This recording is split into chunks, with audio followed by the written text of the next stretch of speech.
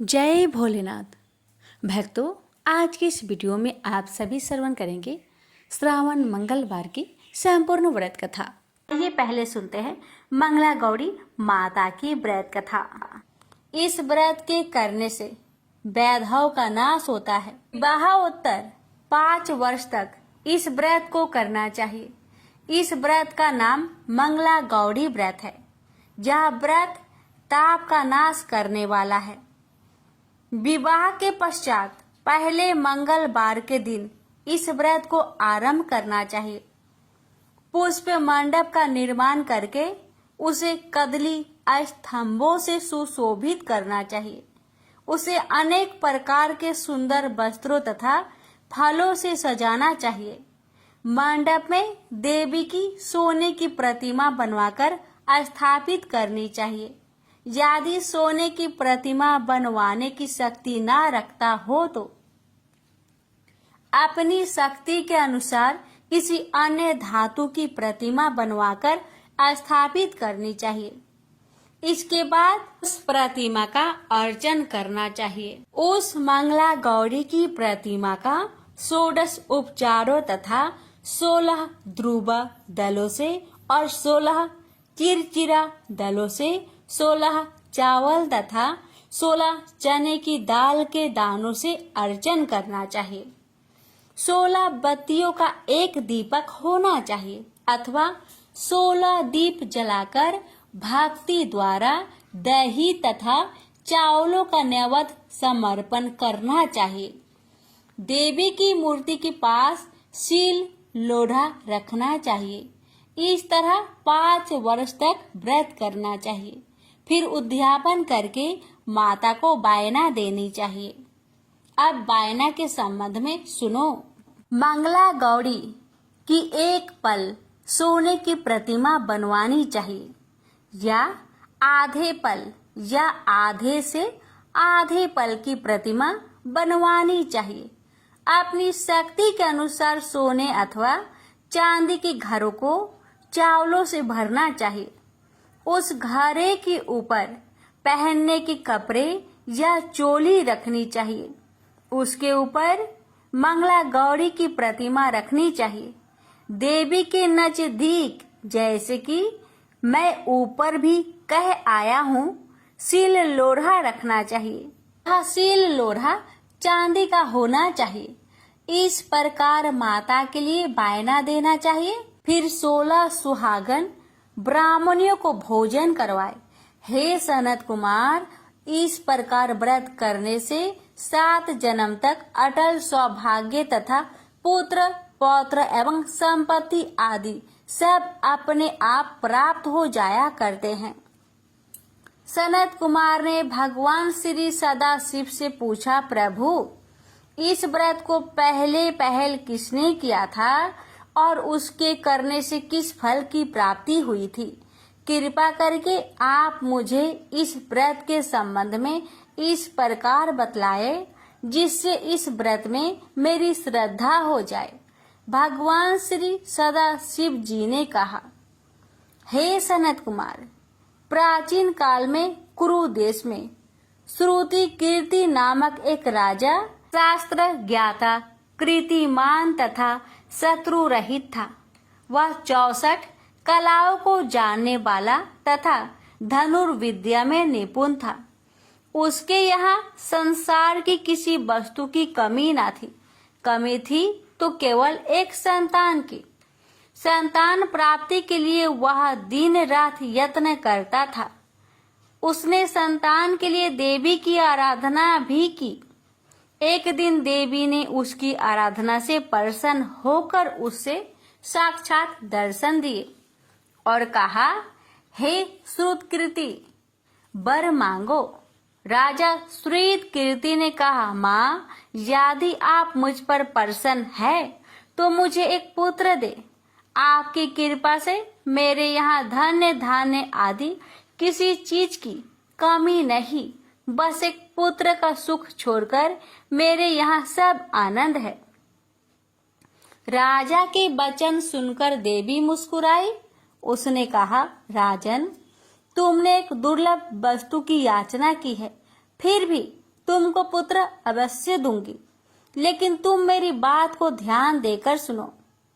तुम्हारे यहाँ जो पुत्र होगा वह अत्यंत गुणवान भी होगा, किंतु वह 16 वर्ष से अधिक नहीं जिएगा। हाँ, यदि एक सुंदर अथवा विद्याविहीन पुत्र होगा तो वह बहुत समय तक जीवित रहेगा।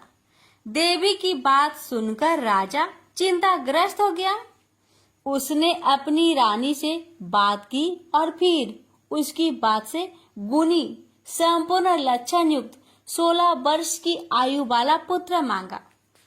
देवी ने कहा, राजा, मेरे मंदिर के मुख्य द्वार पर आम का पेड़ है।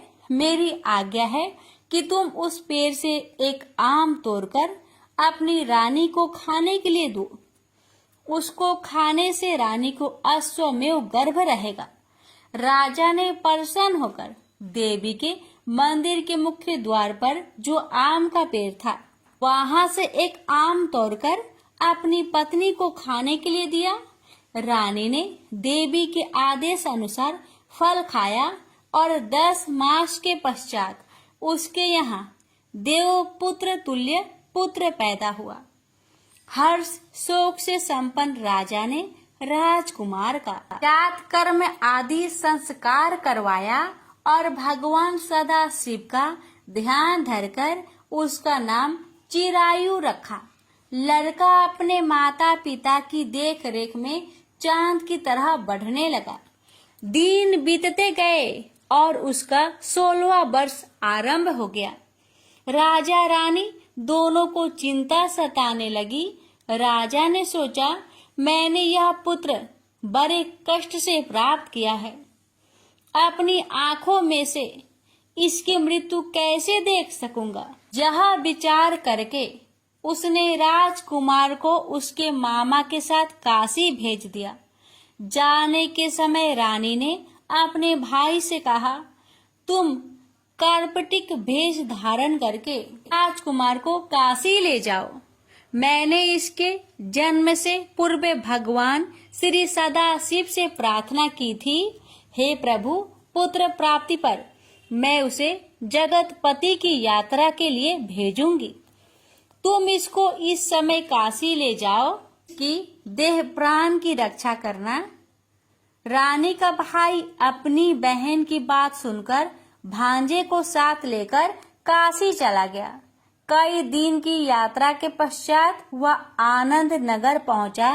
वहां पर बीरसेन नामक राजा राज्य करता था, जो शास्त्र ज्ञाता, कृतिमान तथा शत्रु रहित था। उस राजा की कन्या मंगल गौरी अपने रूप लावण्य के कारण चहु और प्रसिद्ध थी। मानो वह राजकुमारी आकाश की चांद की तुलना में धरती का चांद थी। इस समय राजकुमार चिरायु तथा उसका मामा आनंद नगर में शहर से बाहर के शाही बगीचे में पहुंचे। उस समय राजकुमारी मंगल गौरी अपनी सखी सहेलियों के साथ खेल रही थी। राजकुमार चिरायु तथा उसका मामा खेलती हुई लड़कियों को देखने लगे। खेलती हुई लड़कियों में से एक ने क्रोध में भरकर राजकुमार को रंडा कहा। उस बालिका को क्रोधित और दुर्वचन कहते देखकर राजकुमारी ने उस बालिका से कहा, हे सखी, तुम दुर्वचन क्यों कहती हो? मेरे संग अयोग्य वाणी बोलने वाली कोई भी स्त्री नहीं है।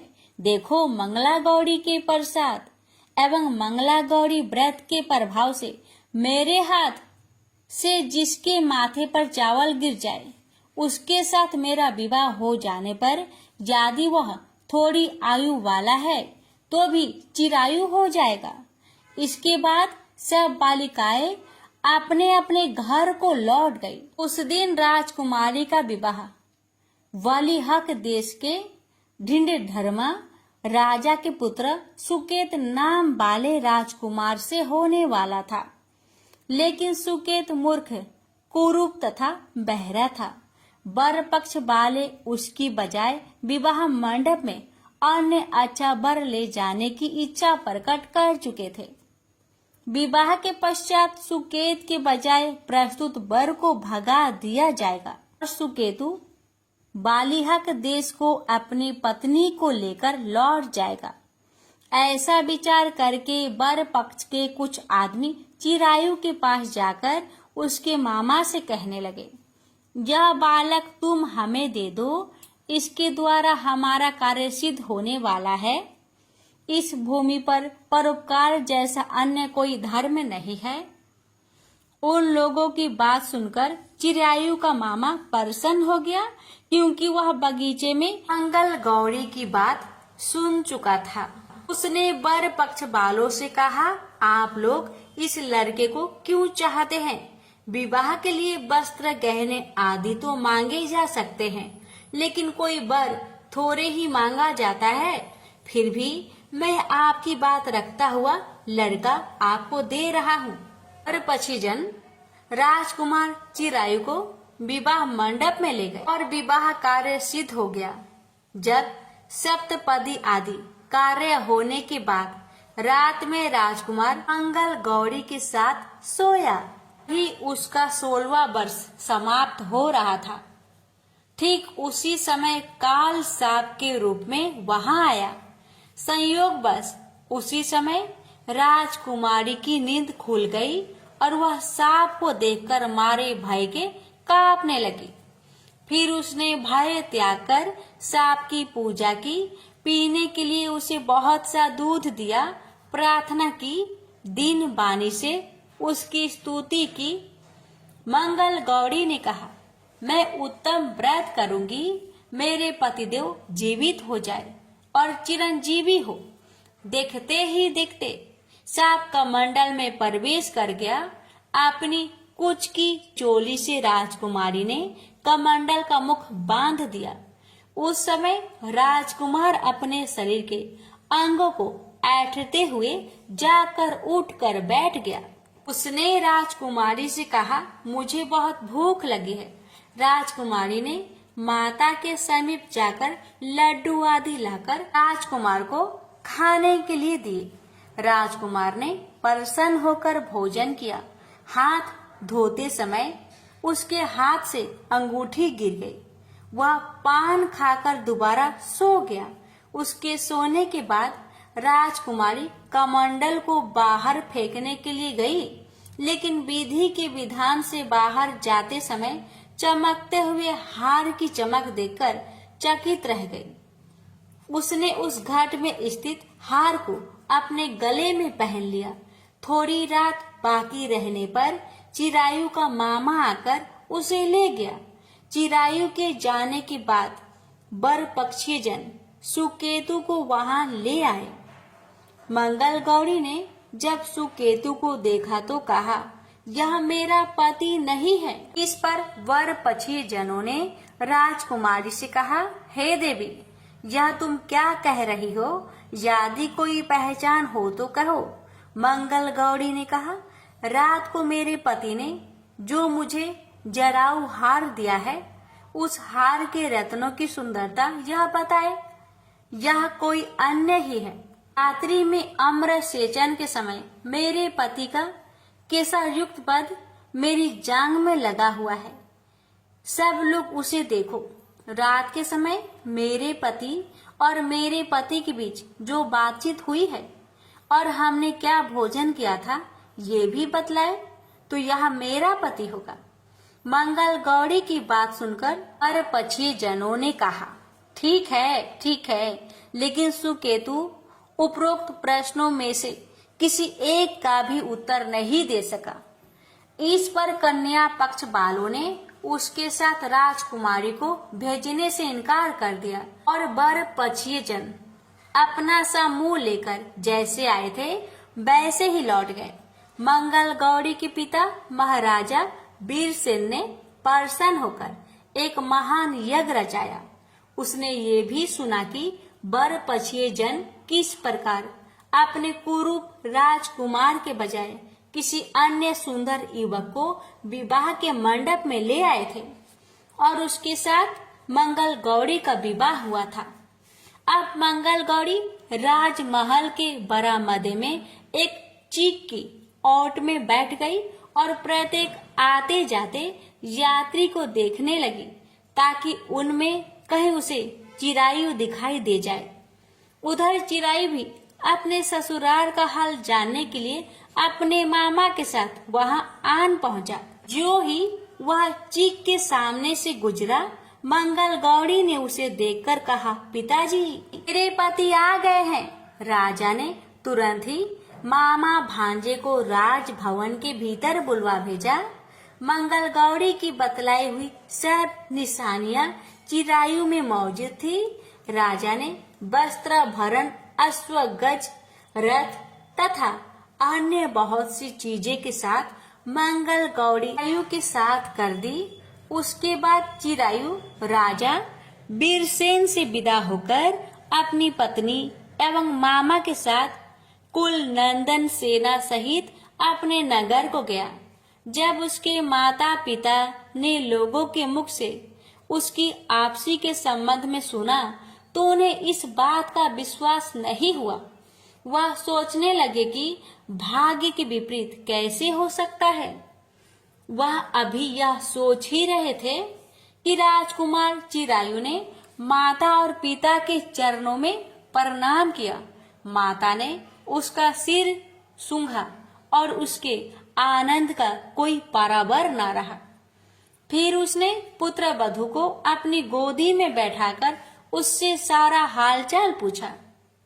भगवान शंकर बोले, हे महान मुने, मंगल गौरी ने उसको व्रत महात्म्य तथा पिछला समस्त घटनाक्रम बतलाया। हे सनत कुमार, मंगल गौरी के कारण ही तभी से यह व्रत मंगल गौरी के नाम से प्रसिद्ध हुआ। इसे जो कोई भी सुनेगा अथवा इसका कीर्तन करेगा उसके सभी मनोरथ सिद्ध हो जाएंगे, इसमें संशय नहीं है। श्री सूत जी बोले, हे ऋषिगण, भगवान शंकर ने सनत कुमार से इस व्रत को कहा और वह इस कार्य की सिद्धि वाले व्रत को सुनकर गदगद हो उठे। उनको इसके सुनने से परमानंद की प्राप्ति हुई। प्रेम से बोलिए हर हर महादेव। पंचमुखी हनुमान जी की चमत्कारी कथा। इस कथा को जो भी भक्त श्रद्धा भक्ति के साथ श्रवण करते हैं उनके सभी कष्ट दूर हो जाते हैं। हर मनोकामना अवश्य ही पूरी होती है। हनुमान जी का पंचमुखी रूप बहुत ही दिव्य और चमत्कारी माना गया है। मान्यता है इस रूप में बजरंगबली की पूजा करने से आपके जीवन में सुख शांति स्थापित होती है और सभी कष्ट दूर हो जाते हैं। तो आइए श्रवण करते हैं हनुमान जी की पंचमुखी अवतार की पावन गाथा। ये बात उस समय की है जब लंका में महाबलशाली मेघनाथ के साथ बड़ा ही भीषण युद्ध चला। अंततः मेघनाथ मारा गया। रावण जो अब तक मद में चूर था, राम सेना खास तौर पर लक्ष्मण का पराक्रम सुनकर थोड़ा तनाव में आ गया। रावण को कुछ दुखी देखकर रावण की माँ केकसी ने उसके पाताल में बसे दो भैया अहिरावण और महिरावण की याद दिलाई। रावण को याद आया कि यह दोनों तो उसके बचपन के मित्र रहे हैं। लंका का राजा बनने के बाद उनकी सुध ही नहीं ले रही थी। रावण यह भली प्रकार जानता था कि अहिरावण व महिरावण तंत्र मंत्र के महापंडित, जादू टोने के धनी और माँ कामाक्षी के परम भक्त है। रावण ने उन्हें बुला भेजा और कहा कि वह अपने छल बल कौशल से श्री राम व लक्ष्मण का सफाया कर दे। यह बात दूतों के जरिए विभीषण को पता लग गई। युद्ध में अहिरावण व महिरावण जैसे परम मायावी के शामिल होने से विभीषण चिंता में पड़ गए। विभीषण को लगा कि भगवान श्री राम और लक्ष्मण जी की सुरक्षा व्यवस्था कड़ी करनी पड़ेगी। बहुत सोच विचार करके उन्हें लगा कि इसका जिम्मा हनुमान जी को ही सौंप देना चाहिए। राम लक्ष्मण जी का कुटिया लंका में सुबेल पर्वत पर बना हुआ था। हनुमान जी ने भगवान श्री राम की कुटिया के चारों ओर एक सुरक्षा का कवच खींच दिया था। कोई जादू टोना, तंत्र मंत्र का असर या मायावी राक्षस इसके भीतर नहीं घुस सकते थे। अहिरावण और महिरावण श्री राम और लक्ष्मण जी को मारने उनकी कुटिया तक पहुंचे, पर इस सुरक्षा घेरे के आगे उनकी एक ना चली, वह असफल रहे। ऐसे में उन्होंने एक चाल चली। अहिरावण विभीषण का रूप धर के कुटिया में घुस गया। राम और लक्ष्मण पत्थर के सपाट शिलाओं पर गहरी नींद से सो रहे थे। दोनों राक्षस ने बिना आहट के दोनों भाई भगवान राम और लक्ष्मण जी को उठा लिया और अपने निवास पाताल की ओर लेकर चल दिए। विभीषण लगातार सतर्क थे। उन्हें कुछ देर में ही पता चल गया कि कोई अनहोनी घट चुकी है। विभीषण को अहिरावण पर शक था। उन्हें राम लक्ष्मण की जान की चिंता बहुत सताने लगी। विभीषण ने हनुमान जी को महिरावण के बारे में बताते हुए कहा कि वे उसका पीछा करें। लंका में अपने रूप में घुसना राम भक्त हनुमान के लिए ठीक न था, सो उन्होंने पंछी का रूप धारण कर लिया और पंछी का रूप में ही निकुंभला नगर में पहुंच गए। निकुंभला नगरी में पंछी रूप धरे हनुमान जी ने कबूतर और कबूतरी को आपस में बात करते हुए सुना। कबूतर और कबूतरी एक दूसरे से कह रहे थे कि अब रावण की जीत पक्की है। हिरावण व महिरावण राम लक्ष्मण को बलि चढ़ा देंगे, बस सारा युद्ध समाप्त हो। कबूतर की बातों से ही बजरंग बली को पता चला कि दोनों राक्षस राम और लक्ष्मण को सोते में ही उठाकर कामाक्षी देवी को बलि चढ़ाने पाताल लोक ले गए हैं। हनुमान जी वायु के वेग से रसातल की ओर बढ़े और तुरंत वहां पहुंचे। हनुमान जी को रसातल के प्रवेश द्वार पर एक अद्भुत पहरेदार मिला। इसका आधा शरीर बानर का और आधा शरीर मछली का था। उसने हनुमान जी को पाताल में प्रवेश करने से रोक दिया। द्वार पर हनुमान जी से बोला कि मुझको परास्त किए बिना तुम्हारा भीतर जाना संभव नहीं है। दोनों में घमासान लड़ाई हुई। हनुमान जी के आशा के विपरीत यह बड़ा ही बलशाली और कुशल योद्धा निकला। दोनों ही बड़े बलशाली थे। दोनों में बहुत भयंकर युद्ध हुआ, परंतु वह बजरंग बली के आगे टिक नहीं सका। आखिरकार हनुमान जी ने उसे परास्त कर दिया और उस द्वारपाल की प्रशंसा करने से अपने आप को रोक नहीं पाए। तब हनुमान जी ने उस वीर से पूछा कि हे वीर, तुम कौन हो? अपना परिचय तो दो। तुम्हारा स्वरूप भी कुछ ऐसा है कि उसे देखकर मुझे कौतूहल हो रहा है। उस वीर ने उत्तर दिया, मैं हनुमान का पुत्र हूँ और एक मछली से पैदा हुआ हूँ। मेरा नाम है मकरध्वज। हनुमान जी ने यह सुना तो बड़े ही आश्चर्य में पड़ गए। वह वीर की बात सुनने लगे। मकरध्वज ने कहा, लंका दहन के बाद हनुमान जी समुद्र में अपनी अग्नि शांत करने के लिए पहुंचे। उस समय उनके शरीर से गिरते पसीने में से एक बूंद मेरी माँ के मुख में चला गया और उसी से मेरी माँ गर्भवती हो गई। उसी से मेरा जन्म हुआ है। हनुमान जी ने जब यह सुना तो मकरध्वज को बताया कि वह कोई और नहीं, स्वयं हनुमान है। यह सुनकर मकरध्वज ने हनुमान जी के चरण स्पर्श किए और हनुमान जी ने भी अपने बेटे को गले से लगा लिया और वहां आने का पूरा कारण बताया।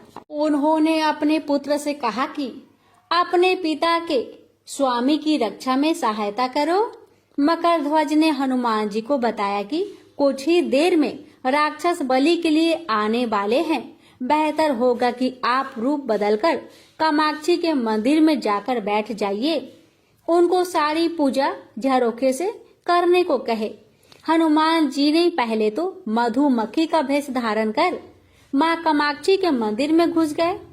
हनुमान जी ने माँ कामाक्षी को नमस्कार कर सफलता की कामना की और फिर पूछा, हे माँ, क्या आप वास्तव में श्री राम जी और लक्ष्मण जी की बलि चाहती हैं?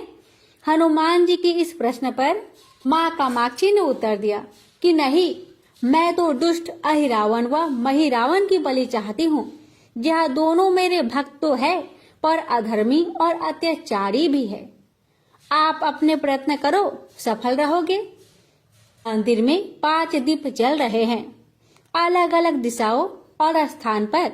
माँ ने कहा, यह दीप अहिरावण ने मेरी प्रसन्नता के लिए जलाए हैं। जिस दिन इस 5 दीपक को एक साथ ही बुझा दिया जाएगा, उस दिन इन दोनों राक्षस का अंत सुनिश्चित हो जाएगा। इस बीच गाजे बाजे का शोर सुनाई पड़ने लगा।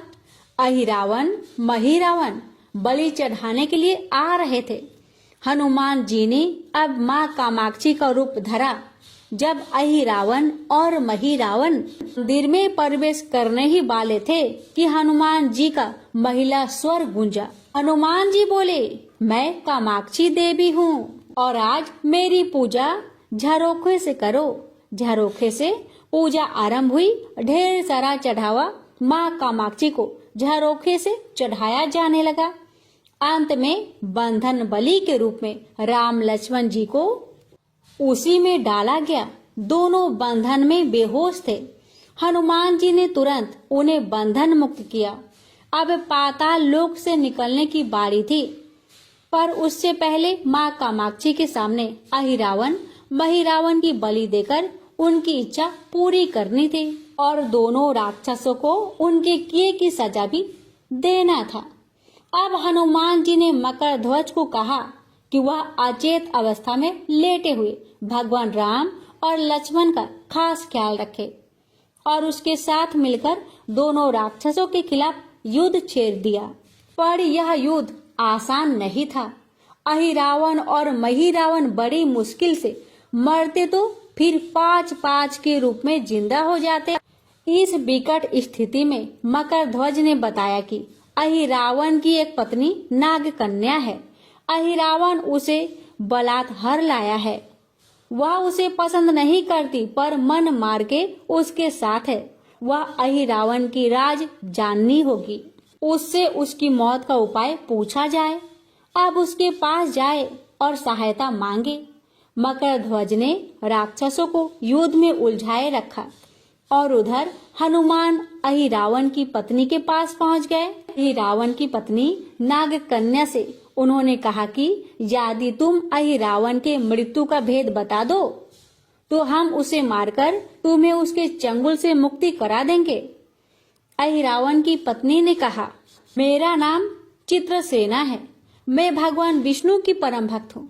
मेरे रूप पर अहिरावण मर मिटा और मेरा अपहरण कर यहाँ कैद किया हुआ है, पर मैं उसे नहीं चाहती। लेकिन मैं अहिरावण का भेद तभी बताऊंगी जब मेरी इच्छा पूरी हो जाएगी।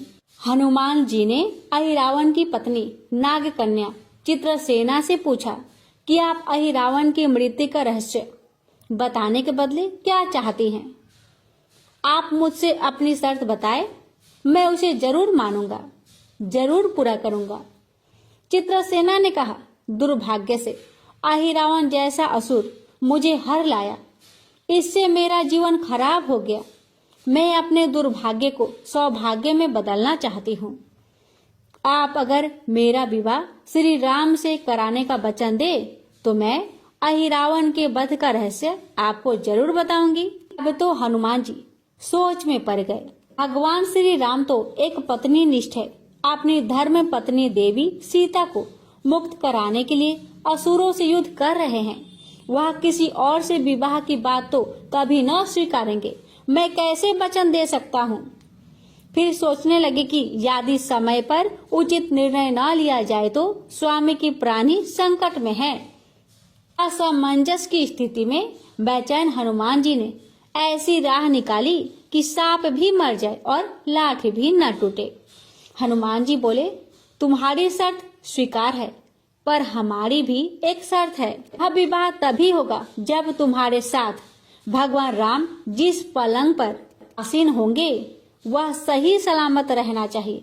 यदि वह टूटा तो इसे अपशकुन मानकर वचन से पीछे हट जाऊंगा। जब महाकाय अहिरावण के बैठने से पलंग नहीं टूटा तो भला श्री राम के बैठने से कैसे टूटेगा? यह सोचकर चित्रसेना तैयार हो गई। उसने अहिरावण समेत सभी राक्षसों के अंत का सारा भेद बता दिया। चित्रसेना ने कहा, दोनों राक्षसों के बचपन की बात है। इन दोनों के कुछ शरारती राक्षस मित्र ने कहीं से एक भ्रामरी को पकड़ लिया। मनोरंजन के लिए वे उसे भ्रामरी को बार बार कांटों से छेद रहे थे। भ्रामरी साधारण भ्रामरी न थी, वह भी बहुत मायावी थी, किंतु किसी कारण बस वह पकड़ में आ गई थी। भ्रामरी की पीड़ा सुनकर अहिरावण और महिरावण को दया आ गई और अपने मित्रों से लड़कर उसे छुड़ा दिया। मायावी भ्रामरी का पति भी अपने पत्नी की पीड़ा सुनकर आया था और अपनी पत्नी की मुक्ति से प्रसन्न होकर उस भौरे ने वचन दिया था कि तुम्हारे उपकार का बदला हम सभी भ्रमर जाति मिलकर चुकाएंगे। ये भौरे अधिकतर उसके शयन कक्ष के पास रहते हैं। ये सब बड़ी भारी संख्या में हैं।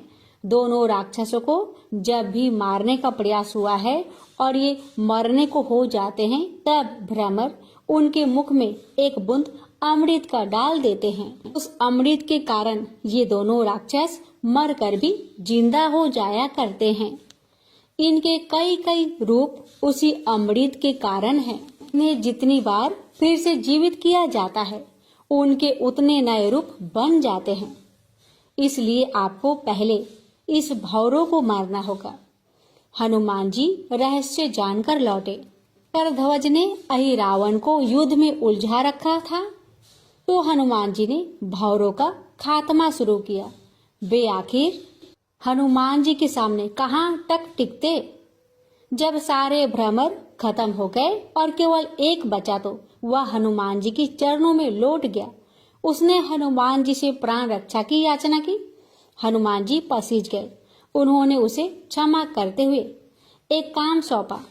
हनुमान जी बोले, मैं तुम्हें प्राण दान देता हूँ, पर एक शर्त पर कि तुम यहाँ से तुरंत चले जाओगे और अहिरावण की पत्नी के पलंग की पार्टी में घुसकर जल्दी से जल्दी उसे पूरी तरह खोखला बना दोगे। और तत्काल चित्रसेना की पलंग की पार्टी में घुसने के लिए प्रस्थान कर गया। और अहिरावण और महिरावण को अपने चमत्कार के लुप्त होने से बहुत अचरज हुआ और उन्होंने मायावी युद्ध जारी रखा। भ्रमरों को हनुमान जी ने समाप्त कर दिया। फिर भी हनुमान जी के हाथों अहिरावण और महिरावण का अंत नहीं हो पा रहा था। यह देखकर हनुमान जी कुछ चिंतित हुए। फिर उन्हें कामाक्षी देवी का वचन याद आया।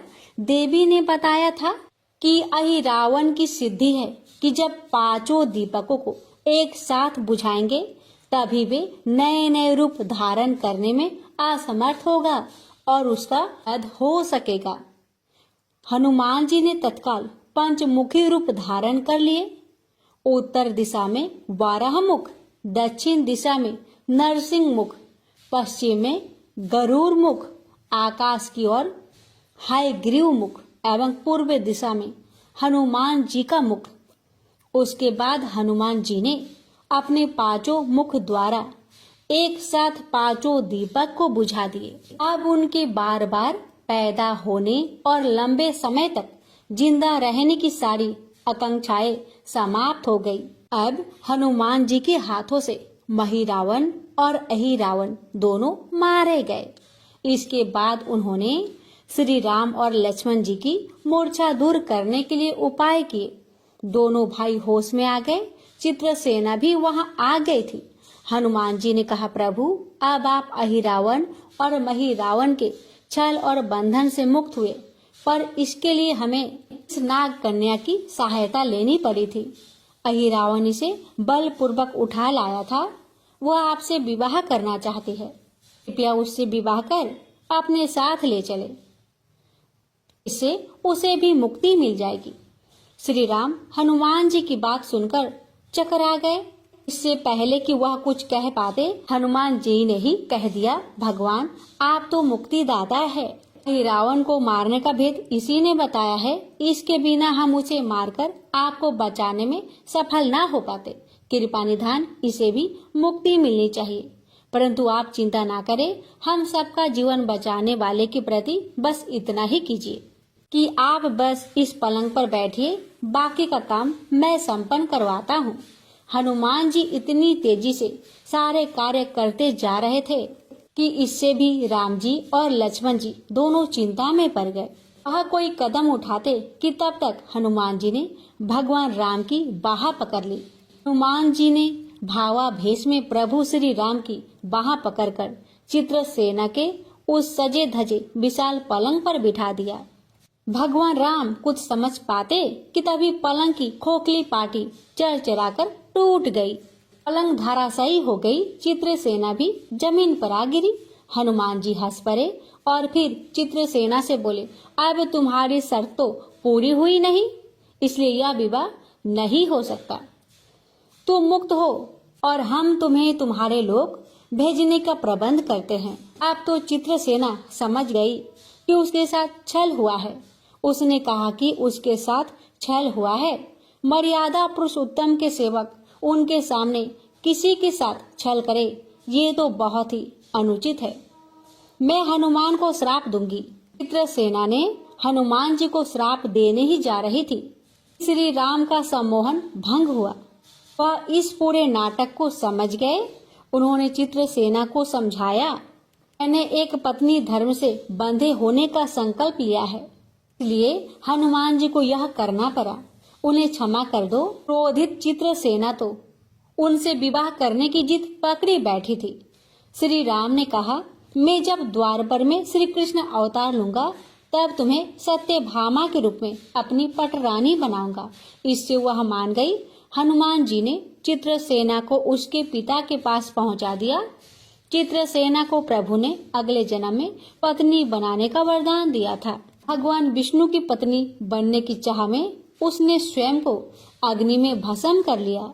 श्री राम और लक्ष्मण मकर ध्वज और हनुमान जी सहित वापस लंका में सुबेल पर्वत पर लौट आए। प्यारे भक्तों, ये थी पंचमुखी हनुमान जी की पावन कथा। इस कथा के श्रवण मात्रा से ही हर मनोकामना अवश्य पूरी हो जाती है। अब सुनिए भगवान राम की महिमा की कथा। यह कहानी कुबाजी महाराज की है, जिनका नाम उनके गुरुदेव द्वारा केवल राम जी रखा गया था। वे एक कुम्हार थे। उन्होंने श्री कृष्णदास पायहारी जी के सत्संग में जाना शुरू किया और उन्हें सतगुरु रूप में वरण किया। जाति से वे कुम्हार थे, लेकिन उनकी स्थिति महान संतों के समान हो गई थी। वे संतों की सेवा में लीन रहते थे। उन्होंने समझ लिया कि संत सेवा ही भगवत कृपा का मुख्य साधन है। यदि संतों की आराधना की जाए तो भगवान को प्राप्त करना सहज हो जाता है। कोई भी वैष्णव या संत उनके घर आता तो वे उनका आदर पूर्वक सत्कार करते। उनके घर में साधु संतों का आना जाना लगा रहता था। वे महीने में केवल 30 बर्तन बनाते थे और उनमें से रोज केवल एक ही बेचते थे। इस सीमित कमाई से ही वे अपने परिवार का भरण पोषण करते और शेष धन से संत सेवा करते थे। वे अधिक बर्तन इसलिए नहीं बनाते थे क्योंकि उनका मत था कि यदि हम अधिक व्यापार और सांसारिक गतिविधियों में उलझ जाएंगे तो हमारा मन आंतरिक भजन में नहीं लगेगा।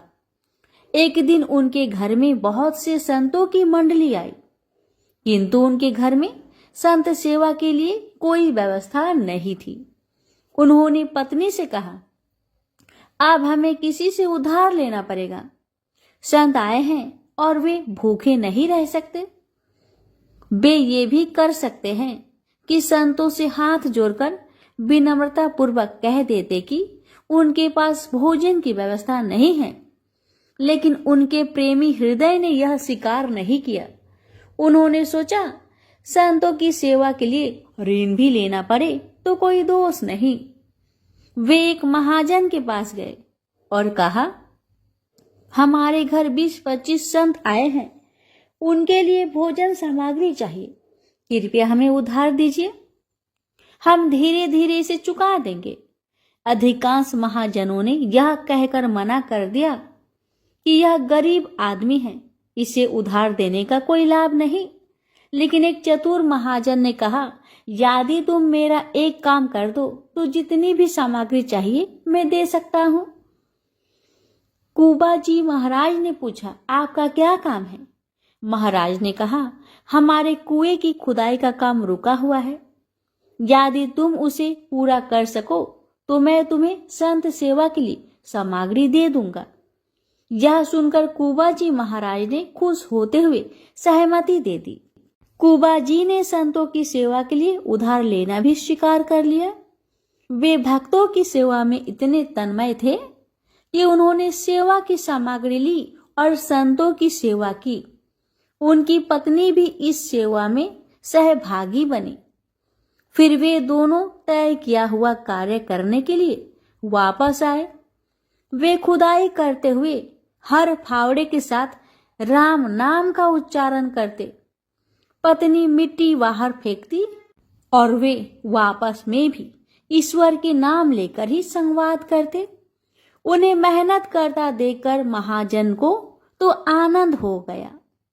वह सोचने लगा कि थोड़ी सामग्री देकर उसने बहुत बड़ा कार्य करवा लिया। जैसे जैसे फावड़ा चलता, केवल राम जी सिया राम कहते मिट्टी निकालकर तसले में रखते और संकेत में अपनी पत्नी से कहते, सिया राम अर्थात उठाओ। फिर वे कहते सिया राम और वह मिट्टी उठाती। इस प्रकार वे दोनों एक एक कदम आगे बढ़ते। अब वे कुआं खोदने में तत्लीन हो गए। खुदाई के दौरान मिट्टी खिसकने लगी क्योंकि चारों ओर रेतीली मिट्टी थी। कुछ ही समय में हजारों मन मिट्टी खिसक गई। कुआं गहरा हो चुका था और अब बस पानी निकलने की ही देरी थी कि अचानक ऊपर की पहाड़ी धंस गई और केवल राम जी मिट्टी के नीचे दब गए। मिट्टी इतनी तेजी से गिरी कि चारों ओर बस धूल ही धूल थी। अब किसी को भी यह संभव नहीं लग रहा था कि वे जीवित बचेंगे। उनकी पत्नी को समझाया गया कि अब कुछ भी संभव नहीं, लेकिन वे धैर्यवान थी। उन्होंने इसे प्रभु की इच्छा और अपने पारवंद का फल माना। 1 महीने तक कोई भी उस स्थान के पास नहीं गया, क्योंकि यह एक बहुत ही दुखद घटना थी। 1 महीना बीत गया और तभी उधर से गुजरने वाले कुछ लोगों ने अचानक नाम ध्वनि सुनी, सिया राम सिया राम सिया राम। यह ध्वनि अत्यंत आनंदमय थी। जो भी उस स्थान के पास गया वह इस ध्वनि को सुनकर रोमांचित हो उठा। यह कोई साधारण ध्वनि नहीं थी, यह गहन आध्यात्मिक ऊर्जा से भरी हुई थी। यात्रियों ने यह भी सुना कि सिर्फ नाम ही नहीं बल्कि मृदंग और करताल की ध्वनि भी आ रही थी। उसी समय उधर से एक राजा गुजरा, जिसने भीड़ देखकर पूछा कि यहाँ क्या हो रहा है। लोगों ने बताया कि यह स्थान वह है जहाँ केवल राम जी कुआं खोद रहे थे और मिट्टी के नीचे दब गए थे। राजा ने यह सुनते ही आदेश दिया कि तत्काल खुदाई करवाई जाए। लोगों ने कहा कि इतनी गहरी मिट्टी के नीचे कोई जीवित कैसे रह सकता है, लेकिन नाम ध्वनि स्पष्ट रूप से सुनाई दे रही थी। जब मिट्टी हटानी शुरू की गई तो एक गुफा जैसी संरचना दिखाई दी। प्रभु की कृपा देखिए, जहाँ केवल राम जी बैठे थे वहां मिट्टी नीचे तक नहीं गिरी थी, बल्कि ऊपर ही रुक गई थी। यह चमत्कार था। जब सभी ने देखा तो पाया कि केवल राम जी आरामदायक मुद्रा में बैठे हुए थे और जोर जोर से सिया राम का नाम जप रहे थे। उनके पास सुंदर पात्र में भोजन रखा था और जल भी रखा था। प्रश्न यह था कि यह भोजन और जल वहां कैसे पहुंचा। सोचिए, यदि किसी लिफ्ट में बिजली चली जाए तो कितनी घबराहट होती है। लेकिन यह भक्त तो एक गहरे कुएं में बैठे थे और न केवल जीवित थे बल्कि पूर्णतः आनंद मग्न भी थे। यह उनकी अटूट भक्ति और प्रभु के नाम पर दृढ़ विश्वास का परिणाम था। यह नाम जप का प्रभाव था कि उन्होंने किसी भी प्रकार की घबराहट महसूस नहीं की। प्यारे भक्तों, जो भक्त सच्चे मन से नाम जप करते हैं उसका पालन पोषण स्वयं भगवान करते हैं। जब खुदाई पूरी हुई तो सभी ने देखा कि केवल राम जी सुरक्षित थे। बस उनकी पीठ पर हल्की चोट आई थी, लेकिन वे पूर्णतः स्वस्थ थे। वे पूरे 1 महीने से उस स्थान पर थे और फिर भी उनके पास जल और भोजन उपलब्ध था। अब तो नगर के लोग दौड़ दौड़ कर आ रहे थे। अलग अलग गांव से लोग भेंट लेकर आ रहे थे। यह आश्चर्य की बात थी कि 1 महीना बीत जाने के बावजूद वे जीवित थे और भजन कर रहे थे। लोग श्रद्धा से उनके चरणों में झुक गए। यह ईश्वर की कृपा थी। यह नाम जप की महिमा थी। नाम जप में अद्भुत शक्ति है। यह केवल राम जी का दृढ़ विश्वास और भजन ही था जिसने उन्हें मृत्यु के मुख से बाहर निकाला। यह भगवान के नाम ही अपार महिमा को दर्शाता है। प्रेम से बोलिए सिया रामचंद्र की जय। हे भगवान, आपकी इस पावन कथा को जो भी भक्त श्रद्धा पूर्वक पूरा सुने उस भक्त की हर मनोकामना को पूर्ण करे। जय सिया राम।